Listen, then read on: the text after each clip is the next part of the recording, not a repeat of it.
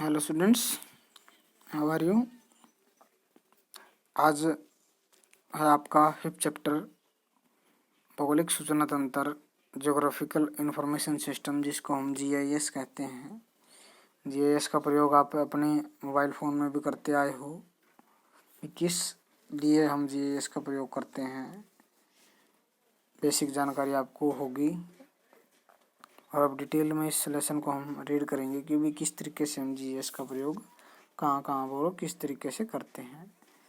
तो इसका है सबसे पहले कि भौगोलिक सूचना तंत्र का अर्थ और परिभाषा है, किस तरीके से हम इसको परिभाषित करते हैं, जिसको जियोग्राफिकल इंफॉर्मेशन सिस्टम जीआईएस कहते हैं।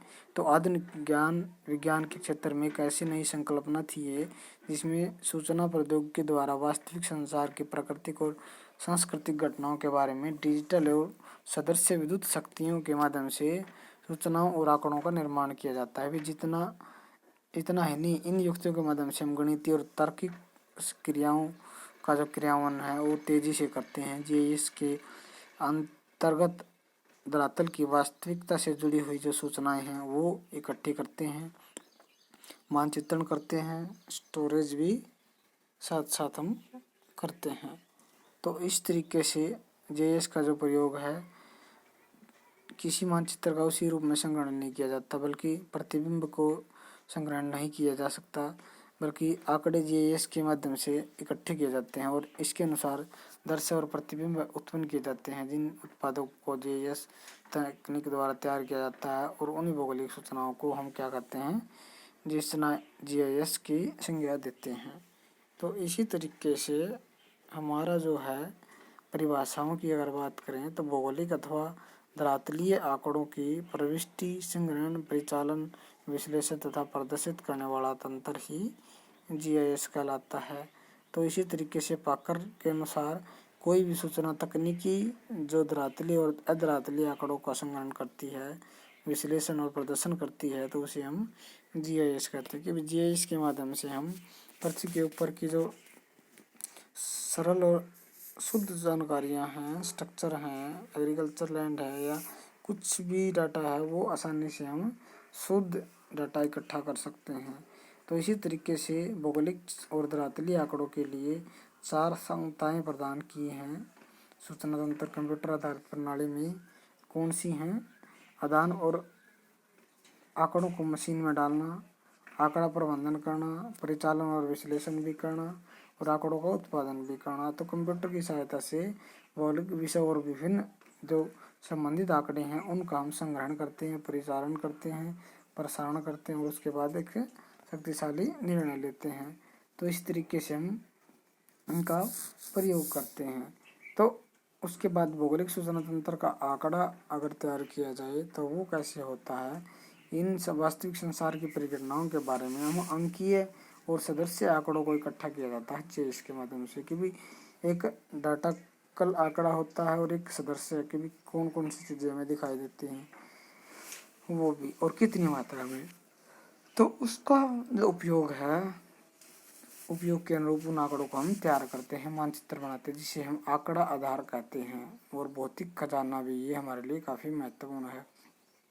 तो इस तरीके से स्पष्ट है कि भी आंकड़ा आधार की अवधारणा घटना और चुनाव, सामान्यीकरण, विश्लेषण और पुनरुत्पादन की वृद्धि करते हैं। तो इस तरीके से जीआईएस का जो स्रोत है आंकड़ों का, सोर्स ऑफ डाटा जिसको हम बोलते हैं, वो क्या है, वो एक तो वास्तविक आंकड़े होते हैं जिसमें किसी स्थान और समय विशेष की घटनाओं से प्रत्यक्ष संबंध होता है, जो किसी स्थान अथवा घटनाओं के संबंध में प्रत्यक्ष सूचना में देते हैं। एक तो ये होता है सोर्स।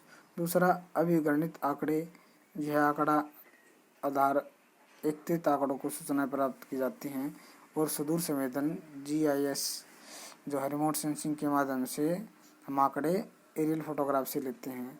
उसके बाद विश्लेषण के प्राप्त आंकड़े के भी एनालिसिस करने के बाद जो हमें विश्लेषित आंकड़े प्राप्त होते हैं, चाहे रिमोट सेंसिंग से हों या जीआईएस के माध्यम से, तो उसको हम विश्लेषण से प्राप्त आंकड़े कहते हैं। उसके बाद कोड आधारित आंकड़े कि भी इनके लिए कोड तैयार किए जाते हैं। वर्षा मापी अंतर से मापे गए आंकड़े तापमान, कुओं की गहराई, तो इसके लिए कोड तैयार किए जाते हैं। तो वे कोड अलग से हमें आंकड़े प्रदान करते हैं। उसके बाद व्यवस्थित आंकड़े, जब सभी आंकड़ों को हम एक व्यवस्थित ढांचे में तैयार करके रख लेते हैं और एक तालिका बना लेते हैं, तो इसी को हम व्यवस्थित आंकड़े कहते हैं।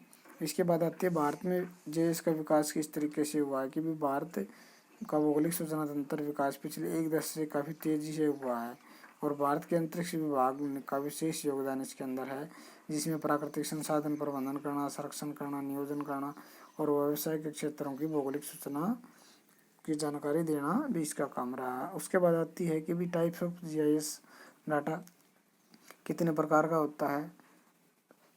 2 वर्गों में इसको बांटा है, 2 प्रकार इसके बताए हैं। एक तो होते हैं स्पेशियल डाटा, स्थानिक आंकड़े जिसको कहते हैं। दूसरा है गैर स्थानिक या लाक्षणिक आंकड़े, नॉन स्पेस क्या है, स्पेशियल जो है डाटा, एट्रीब्यूट डाटा होता है। स्थानिक आंकड़े क्या कहते हैं, जिसे धरातलीय आंकड़े भी कहते हैं, जो किसी स्थान विशेष की जानकारी हमें जीएस के माध्यम से देते हैं। तो इन्हीं आंकड़ों से हम विभिन्न प्रकार की इस्तेमाल करते हैं, लक्ष्यों और क्षेत्रों की जो धरातलीय जानकारी है वो प्राप्त करते हैं। इसके बाद मानचित्र तत्व हैं, मानचित्र के तत्व जिसमें बिंदु आकृति है, रेखीय आकृति की बिंदु के आधार पर हम मानचित्र तैयार करें, और रेखीय आकृति हैं, रेखाओं के माध्यम से नदी, सड़क या नहर इत्यादि की रेखाओं के माध्यम से हम आंकड़े तैयार करते हैं, डाटा तैयार करते हैं और मानचित्र तैयार करते हैं। उसके बाद बहुभुज आकृति होती है कि भी झील है, नदी क्षेत्र है या नगर क्षेत्र है, बाढ़ का क्षेत्र है, तो वो एक बहुभुज आकृति में प्रदान करते हैं कि भी बहुत सारे जो उसकी सर्कल है, बाउंड्रीज हैं वो ज़्यादा होती हैं। उसके बाद गैर स्थानिक आंकड़े जो हैं लाक्षणिक आंकड़े कहते हैं, जिसको हम इसका स्थानिक आंकड़ों से लाक्षणिक आंकड़ों के रूप में प्रयोग किया जाता है किसी लक्षण के रूप में। जैसे वर्षा है, तापमान है, मिट्टी है, रासायनिक गुण है, जनसंख्या संबंधित आंकड़े हैं, वो गैर स्थानिक या कौन से कहलाते हैं, लाक्षणिक आंकड़े कहलाते हैं। तो इस तरीके से जीआईएस के अनेक नाम रखे गए हैं, जिसमें जोग्राफिकल इंफॉर्मेशन सिस्टम है, जियो इंफॉर्मेशन सिस्टम है या स्पेशल इंफॉर्मेशन सिस्टम SIS है। तो ये बहुत सारे जो मल्टीपल नाम हैं इसी के हैं। तो स्थानिक आंकड़ा फॉर्मेट की अगर बात करें तो भौगोलिक सूचना तंत्र में स्थानिक आंकड़ों का प्रदर्शन मुख्य 2 फॉर्मेट में किया जाता है। कौन सी हैं, एक तो चित्ररेखीय पुंज या राष्ट्र जिसको हम कहते हैं, या सदिश जो है वेक्टर होते हैं, वेक्टर फॉर्मेट में होते हैं, उप राष्ट्र फॉर्मेट में होते हैं। तो राष्ट्र फॉर्मेट में क्या है कि स्थानिक आंकड़ों का प्रदर्शन एक ग्राफिक विधि से किया जाता है और इसमें वर्गों का जो जाल है वो तैयार किया जाता है, जिसको हम ग्रिड कहते हैं, सेल कहते हैं।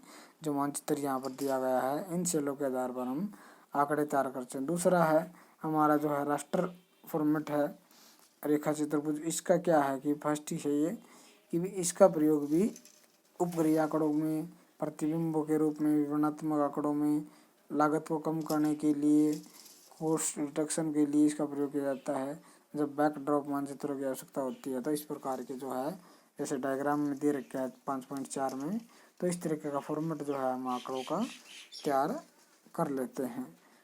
इसके बाद इसके दोष जो हैं राष्ट्र फॉर्मेट के कि भी गुण और दोष। गुण की अगर बात करें तो इसको समझना आसान होता है, प्रत्येक सेल का अपना गुण होता है, राष्ट्र उच्च स्थानिक परिवर्तनशीलता होती है और विभिन्न प्रकार के जो अंकीय वायु चित्रों के माध्यम से रेखा चित्र, रेखापुंज आंकड़े प्राप्त होते हैं, तो इसमें परिवर्तन की जरूरत नहीं पड़ती। दोष अगर बात करें, छोटे छोटे लक्षण फीचर होते हैं, प्रत्येक सेल की केवल एक ही गुण का भंडारण करता है, इनमें नेटवर्क संबंधों का सुचारू रूप से प्रदर्शन नहीं किया जाता, तो सेलों में जो है अशुद्धियां देखने को मिलती हैं। वेक्टर फॉर्मेट की अगर बात करें तो किसी तिरछी रेखा का सदृश प्रदर्शन करना, निर्देशकों के आरंभिक एवं अंतिम बिंदुओं को दर्ज करना एक रेखा की स्थिति को दर्ज करके होता है। तो इस तरीके से इन बिंदुओं को मिलाकर जो हम वेक्टर डाटा तैयार करते हैं उसके हम वेक्टर फॉर्मेट में माना जाता है। इसके बाद आती है अनुप्रयोग की विधि। तो इन फाइलों का प्रयोग मुख्य तब होता है जब उच्च परिष्कृत अनुप्रयोग की आवश्यकता होती है, बड़े पैमाने पर उपयोग की आवश्यकता होती है। फाइलों का आकार महत्वपूर्ण होता है, मानवीय चित्र और प्रत्येक लक्षण का जो है विश्लेषण करना जरूरी होता है। तो वर्णनात्मक सूचना का भंडारण अनिवार्य हो तो तभी हम इन डायग्राम का, इन डाटों का प्रयोग करते हैं। तो सावधानियां अगर बरतें तो बहुत सारी सावधानियां बरतनी जरूरी होती हैं, जिसमें दिखाए जाने वाले तत्वों में रेखाओं जितना क्षेत्र अधिक होगा उतना जटिल भी होगा। इसके विपरीत आवश्यकता से अधिक बिंदु हो जाएं तो अनावश्यक अतिरोपण करना पड़ता है। तो गुण और दोष जो है वेक्टर फॉर्मेट की, तो गुण की अगर बात करें तो स्थानिक जो आंकड़े हैं चाहे वे स्थलाकृति के हों, मानचित्र थीमेटिक के हों या रेखा मानचित्र के रूप में हों, परिवर्तन की आवश्यकता नहीं होती। तो ग्लोब पोजीशन सिस्टम जो है जीपीएस जिसको हम बोलते हैं, टोटल स्टेशनों के आंकड़े सीधे प्राप्त हो जाते हैं। तो इस तरीके से इसमें कम समर्थी की आवश्यकता होती है, स्थलाकृति को दर्शाने और विश्लेषण की अधिक शुद्धता होती है। दोष की ओर बात करें तो इसमें आंकड़ों की गुणवत्ता और गुण विश्लेषण की भी जटिल प्रक्रिया है, लंबी सूचियाँ तैयार करनी पड़ती हैं। ऊंचाई और कार्यक्षेत्र की स्थिति में नियंत्रण आंकड़े प्रभावशाली नहीं रहते, चेंज होते रहते हैं। आंकड़ों का भंडारण और विश्लेषण आदि के कारण इसमें सॉफ्टवेयर जो है वो महंगा होता है। तो ये सारे इसके जो हैं दोष हम कह सकते हैं। इस तरीके से अगला जो टॉपिक है हमारा वो है भौगोलिक सूचना तंत्र की क्रिया अनुक्रम। ये जो है बाद का जो पूरा चैप्टर है वो अगली क्लास में हम करेंगे। तो इसी जितना टॉपिक हमने करवाया है आपका वो आप तैयार कीजिए, नोट्स तैयार साथ साथ करते रहिएगा, रिवीजन कीजिएगा इसको। आज के लिए इतना ही।